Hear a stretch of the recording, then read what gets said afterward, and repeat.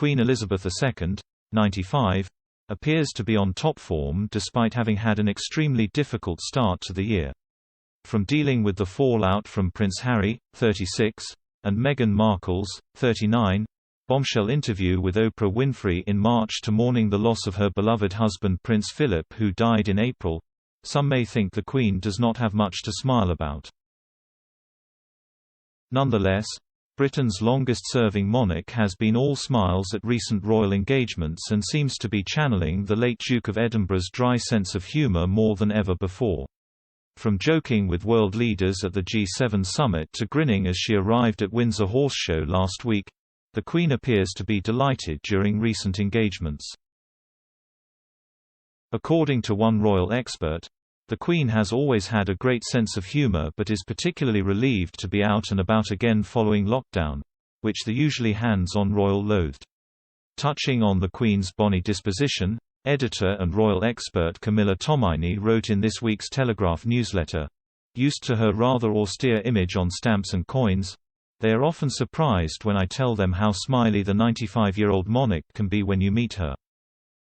Ms. Tomaini added, "While it may only be 11 weeks since her beloved husband was laid to rest at Windsor Castle, I'm not surprised to see so many pictures of our beaming Queen, not least as the lifting of COVID restrictions means that she, like the rest of us, is now able to return to some semblance of normality.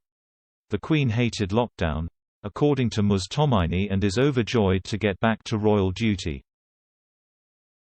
The expert added, "It is no secret that the Queen loathed lockdown, which stopped her carrying out what she has always viewed as the most essential part of her job, being seen to be believed."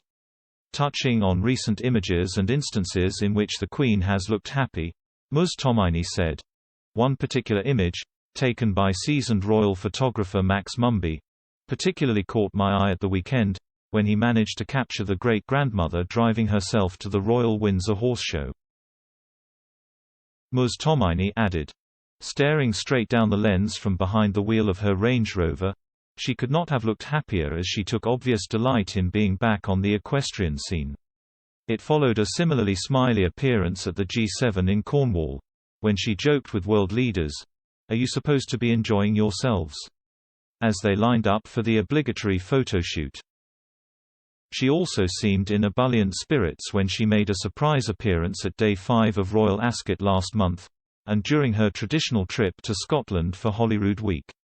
A scaled-down Trooping the Colour ceremony at Windsor Castle and a meeting with German Chancellor Angela Merkel were also handled with relish, along with the resumption of her weekly face-to-face audiences with the Prime Minister. The Queen has been based at Windsor Castle throughout the pandemic and carried out virtual engagements from there during lockdown. However, the dedicated monarch is understood to have missed being able to carry out in-person visit and has now resumed much of her packed pre-lockdown schedule. Following Philip's death in April, it is understood the Queen may pass on more responsibilities to younger members of the firm. Kate, Duchess of Cambridge, Prince William and Sophie, Countess of Wessex and Prince Edward, have stepped up to the mark in recent months.